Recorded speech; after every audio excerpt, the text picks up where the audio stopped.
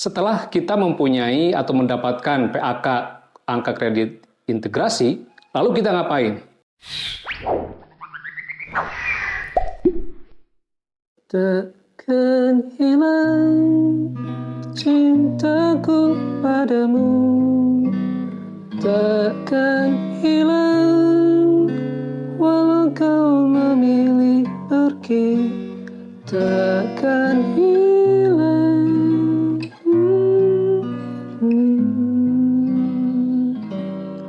Sampai ujung waktuku mencintamu.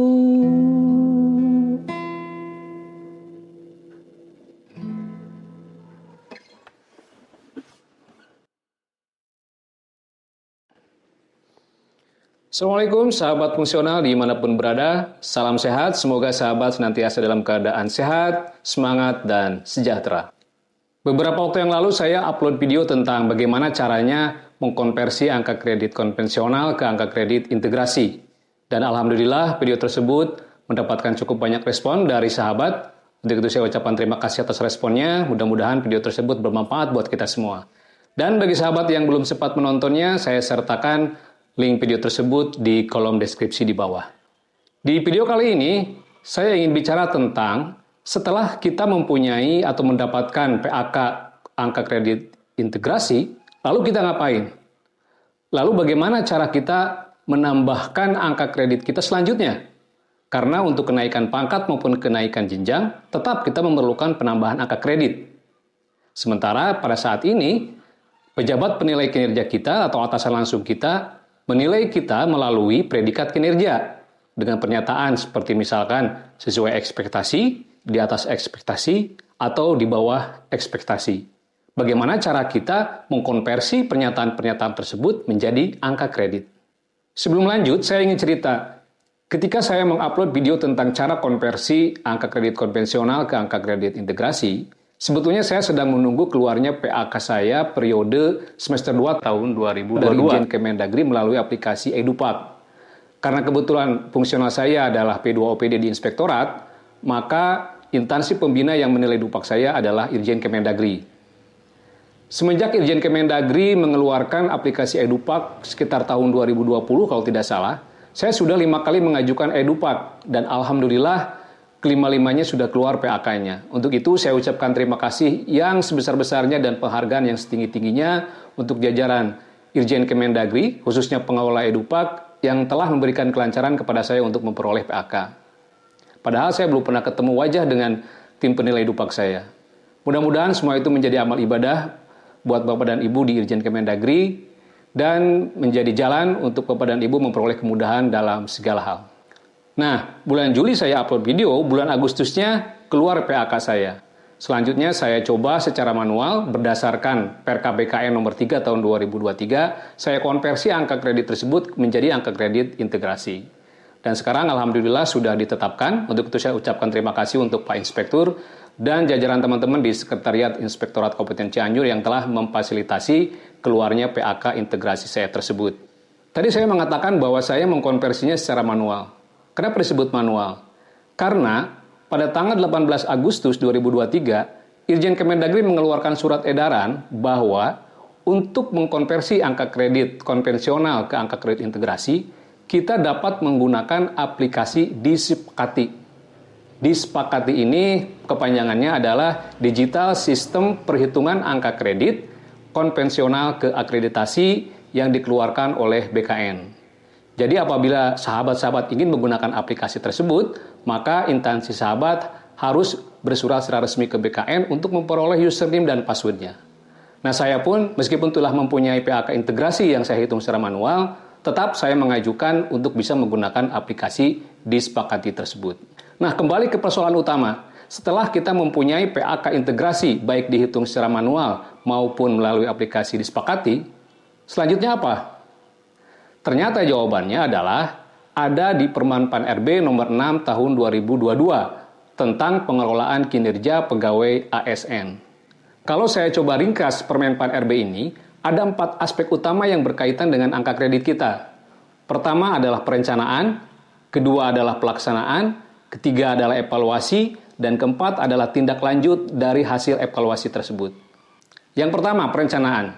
Ringkasnya, perencanaan ini adalah kita harus menyusun sasaran kinerja pegawai atau kita singkat SKP. Ada dua hal penting perbedaan antara SKP yang sekarang dengan SKP tahun-tahun dulu yang kita susun.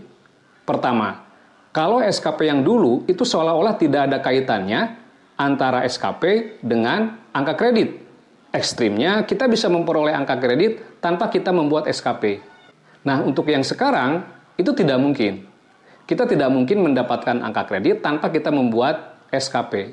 Karena SKP yang sekarang adalah awal muasal kita memperoleh angka kredit. Atasan langsung kita akan menilai kinerja kita berdasarkan SKP, yang kemudian dikonversi menjadi angka kredit. Nah, bagaimana mungkin kita memperoleh angka kredit kalau kita tidak mempunyai SKP? Kedua, SKP yang sekarang itu menitik beratkan kepada dialog kinerja. Apa itu dialog kinerja? Dialog kinerja adalah obrolan kinerja antara kita dengan pejabat penilai kinerja kita atau dengan atasan langsung kita. Apa yang diobrolkan? Yang diobrolkan adalah apa yang akan kita laksanakan dalam setahun ke depan untuk mendukung tercapainya tujuan organisasi kita. Kemudian apa indikator-indikator keberhasilannya? Dan apa target-target kita? Serta apa ekspektasi-ekspektasi khusus dari pimpinan kita terhadap kita. Yang kedua, aspek pelaksanaan. Aspek pelaksanaan ini adalah setelah kita menyusun SKP, lalu kita melaksanakan apa-apa yang tertuang dalam SKP tersebut. Kemudian kita kumpulkan bukti-bukti kegiatan kita sesuai dengan jenis fungsional kita masing-masing. Dan kemudian kita dokumentasikan untuk dilakukan penilaian nantinya. Nah, pada tahap ini, atasan langsung kita juga melakukan pemantauan terhadap pelaksanaan SKP kita. Dan mereka juga memberikan umpan balik. Umpan balik ini tentunya harus tercatat nantinya di dalam dokumen evaluasi kita. Yang ketiga, aspek evaluasi. Sebetulnya aspek evaluasi ini merupakan ranahnya dari pejabat penilai kinerja atau dari atasan kita. Ini hal yang harus dipahami oleh atasan kita dan juga dilaksanakan oleh atasan kita.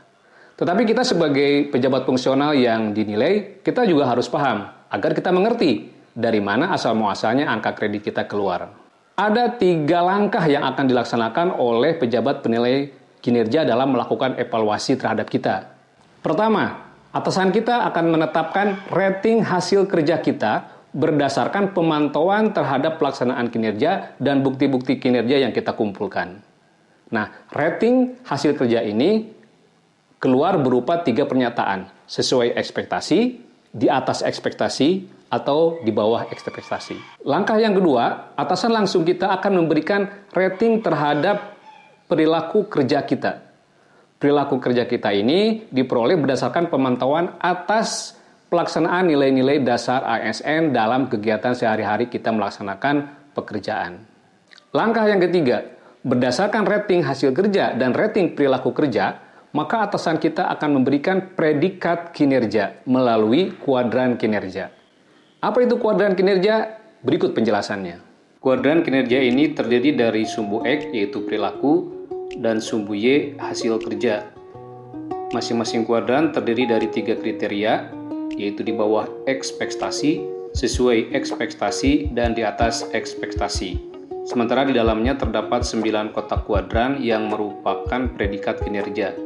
1 kotak kuadran sangat baik, 3 kotak kuadran baik, 2 kotak kuadran butuh perbaikan, 2 kotak kuadran kurang, dan 1 kotak kuadran sangat kurang. Bila hasil kerja di atas ekspektasi dan perilaku juga di atas ekspektasi, maka predikat kinerjanya sangat baik. Predikat kinerja kita disebut baik apabila 1. Hasil kerjanya di atas ekspektasi dan perilakunya sesuai ekspektasi.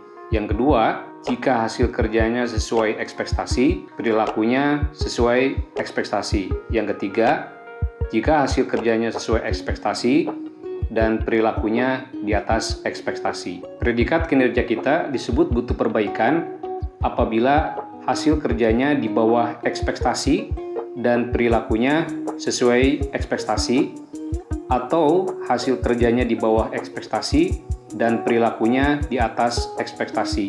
Predikat kinerja kita disebut kurang apabila hasil kerja kita di atas ekspektasi tetapi perilakunya di bawah ekspektasi, atau hasil kerjanya sesuai ekspektasi dan perilakunya di bawah ekspektasi. Terakhir, kondisi yang paling jelek, yaitu predikat kinerja sangat kurang, adalah kondisi di mana hasil kerja kita di bawah ekspektasi dan perilakunya di bawah ekspektasi. Setelah predikat kinerja ditetapkan, maka atasan langsung kita akan menuangkannya dalam dokumen-dokumen sebagai berikut. Di lampiran Permenpan RB nomor 6 tahun 2022, ada 2 dokumen evaluasi yang harus disiapkan, yaitu yang pertama dokumen C.1.3, yaitu dokumen hasil evaluasi kinerja pegawai pendekatan hasil kerja kuantitatif. Ini tergantung apakah di instansi sahabat menggunakan cara kuantitatif ataukah cara kualitatif. Kemudian ada nama instansi, ada periode penilaian, kemudian ada isian mengenai data pegawai yang dinilai, kemudian data pejabat penilai kinerja, kemudian ada capaian kinerja organisasi, dan ini adalah pilihannya, tergantung nilai kinerja organisasi sahabat-sahabat semua. Kemudian ada pola distribusi, kemudian di bawahnya ada hasil kerja kita, hasil evaluasi dari pimpinan, berisi realisasi dan umpan baliknya. Kemudian nah ini yang dilingkarin yang penting, yaitu rating hasil kerja kita. Ini diisi pilihannya di atas ekspektasi, sesuai ekspektasi, atau di bawah ekspektasi. Kemudian di bawahnya ada perilaku kerja, penilaian perilaku kerja kita, yaitu nilai dasar ASN, ditambah ekspektasi khusus dari pimpinan. Ini diisi dengan umpan balik berkelanjutan dari pimpinan kita. Kemudian yang dilingkarin yang penting, rating perilaku kerja kita. Ada 3 pilihan, di atas ekspektasi, sesuai ekspektasi, atau di bawah ekspektasi. Nah, kemudian ini ada predikat kinerja pegawai yang merupakan rangkuman dari rating hasil kerja dan rating perilaku kerja yang berdasarkan kuadran kinerja tadi yang sudah dijelaskan, lalu ditandatangani oleh pejabat penilai kinerja. Dokumen yang kedua yaitu dokumen D.1.1, yaitu dokumen evaluasi kinerja pegawai periode. Ini pilihannya triwulan 1K, 2, 3, atau 4.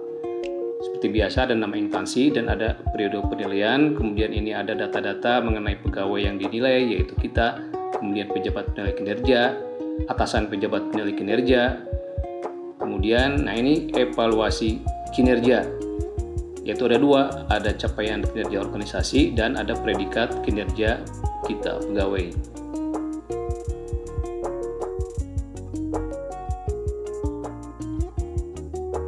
Setelah atasan kita melakukan evaluasi dan memberikan predikat kinerja kepada kita, maka predikat kinerja ini kemudian akan dikonversi menjadi angka kredit.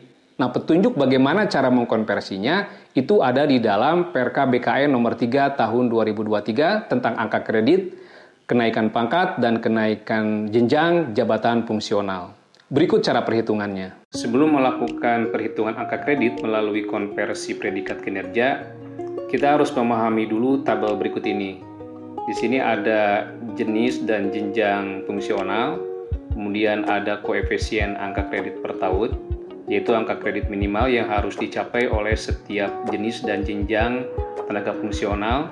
Kemudian ada predikat kinerja beserta presentasinya. Kita ambil contoh misalkan fungsional jenis keahlian jenjang ahli muda. Koefisien per tahunnya adalah 25. Nah, kalau fungsional ahli muda ini memperoleh predikat kinerja sangat baik, maka dia memperoleh 150% dari koefisien angka kredit per tahunnya. Sehingga nilai yang dia dapat adalah 150% kali 25 sama dengan 37,5.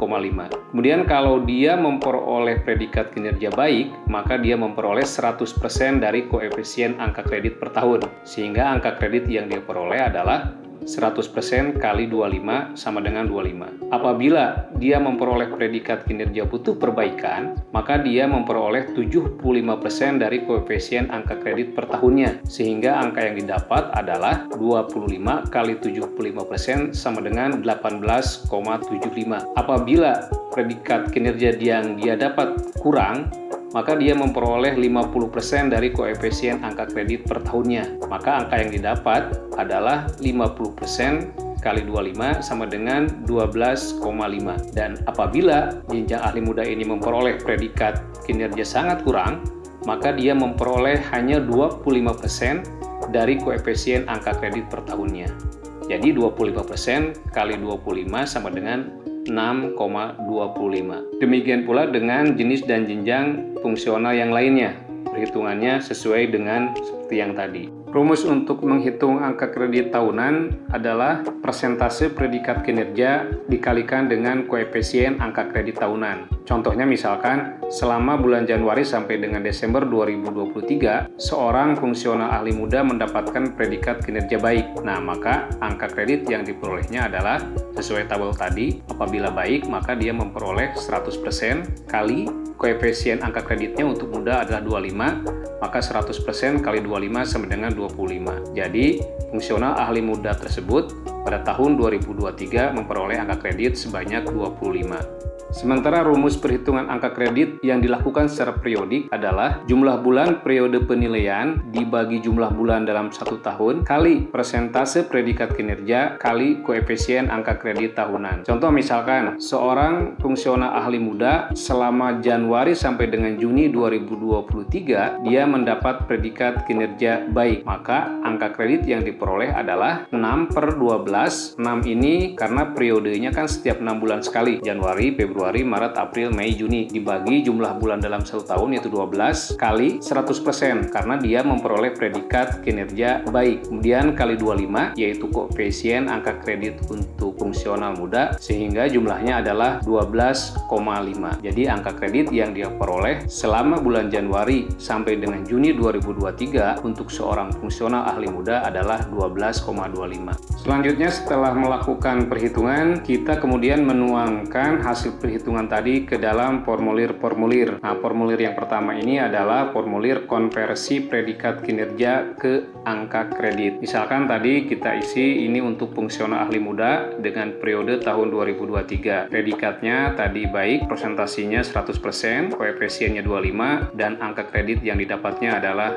25, sesuai dengan perhitungan contoh tadi yang kita sudah lakukan. Untuk perhitungan atau evaluasi secara periodik juga sama, hasilnya kita tuangkan ke dalam formulir konversi predikat kinerja ke angka kredit. Kita isi jabatannya, kemudian periodenya tadi Januari sampai dengan Juni 2023, predikatnya baik, presentasi 100%, koefisiennya 25, dan angka kredit yang didapat adalah 12,5 yang diperoleh dari perhitungan tadi yaitu 6/12 kali 100% kali 25. Formulir selanjutnya yang harus disiapkan adalah akumulasi angka kredit. Kita ambil contoh yang tadi jabatan untuk fungsional ahli muda dengan masa penilaiannya Januari sampai dengan Juni 2023. Nah, ini di kotak hasil penilaian angka kredit kita masukkan tahun sebelumnya yaitu tahun 2022. Angka kredit yang diisi adalah angka kredit hasil konversi angka kredit konvensional ke angka kredit integrasi. Misalkan hasil konversi tersebut dia mendapatkan 196,09. Jadi ini diisi tergantung hasil konversi angka kredit konvensional yang sahabat-sahabat peroleh. Kemudian untuk tahun 2023-nya berdasarkan hasil contoh tadi perhitungan periodik Januari sampai dengan Juni, predikatnya baik, presentasinya 100%, koefisien per tahunnya 25, dan angka kredit yang didapat berdasarkan contoh tadi hasil perhitungan adalah 12,5, sehingga total yang dia peroleh